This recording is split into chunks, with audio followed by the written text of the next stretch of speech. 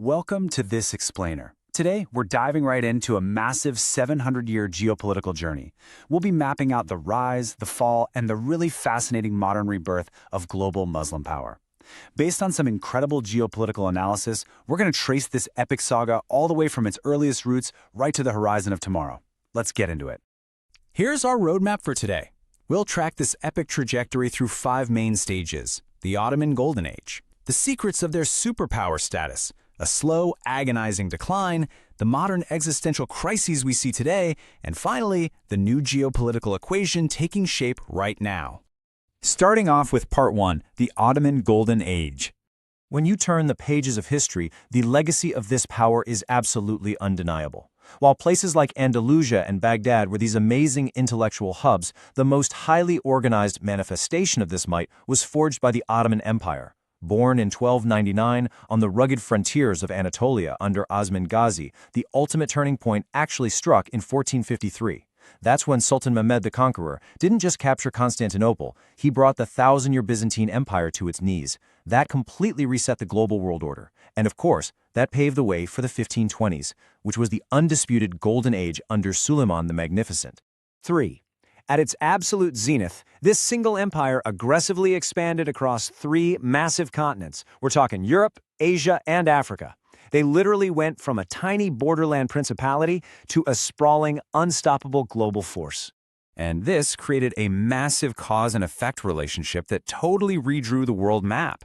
During their golden age, the Ottomans held an absolute chokehold on the Silk Road and key maritime routes. The source highlights that this monopoly was so airtight, it practically forced desperate European powers to take to the open seas just to find alternative routes to the east. Basically, the Ottomans literally pushed Europe into the Age of Discovery. Moving to Section 2, Secrets of the Superpower. On the battlefield, they were way more than just ruthless conquerors. They were master innovators. They were totally unrivaled early adopters of gunpowder and siege artillery. Their military tech was so insanely advanced that Ottoman artillery experts actually traveled the globe. They even helped the Mughal Emperor Babur at the pivotal Battle of Panipat all the way over in India in 1526. But here's the thing, their true geopolitical genius was actually entirely off the battlefield. It was this adaptable framework called the millet system.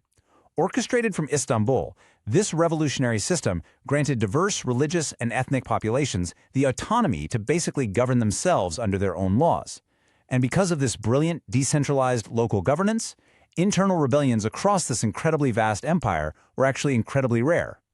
Which brings us to Section 3, a slow, agonizing decline. Now, the fall of an empire is rarely an overnight collapse, right? Contrast their earlier military innovation with this one fatal miscalculation. They had a prolonged resistance to the printing press. While Europe was using the printing press to rapidly mass-produce scientific knowledge, conservative Ottoman leaders kind of just dismissed it as a foreign novelty. And the result? A massive, irreversible intellectual lag right at the exact moment Europe was rapidly industrializing. From there, the decline quickly compounded. In 1498, Vasco da Gama completely bypassed the Ottoman trade monopoly, which just devastated their economy. Then in 1683, their failure at the Siege of Vienna marked a definitive turning point, leading to steady military defeats. Fast forward to World War I, and the 1916 Sykes-Picot Agreement saw Western powers draw artificial borders that totally fragmented the Middle East. Finally, in 1924, the Caliphate was officially abolished. This completely dismantled the centralized political unity of the Muslim world. Let's look at Section 4, the modern existential crisis. Today, the sun has obviously set on that unified superpower. Reporting directly from the source's geopolitical analysis, we see severe vulnerabilities in civil rights struggles facing Muslim populations across a very fractured global map. In Palestine, the source notes decades of occupation, destruction of homes, and mass displacement. In India, it cites the destruction of the historic Babri Mosque and communal violence. And in Myanmar and China, the Rohingya and Uyghur communities are facing what analysts describe as severe existential threats. So you have to ask, what changed? Well, geopolitical analysts point to a singular root cause for these modern existential crises. It's the glaring absence of a unified defense framework or the collective political solidarity that the historical empire once provided. That protective umbrella is just gone, and it's left these individual communities structurally vulnerable on the global stage. But let's look ahead to Section 5, the new geopolitical equation. The analysis presents this really profound takeaway. Muslim power never truly vanishes, it transforms. You see, the psychological bonds of global Muslim solidarity remain incredibly potent. The source actually points to the Caliphate movement, which was an early 20th century anti-colonial campaign in British India, as proof that these bonds easily transcend geographic borders. And we're seeing this dynamic evolve all over again today. We're actually seeing a highly calculated new power block taking shape right now. Defense analysts are dubbing this an unofficial Islamic NATO.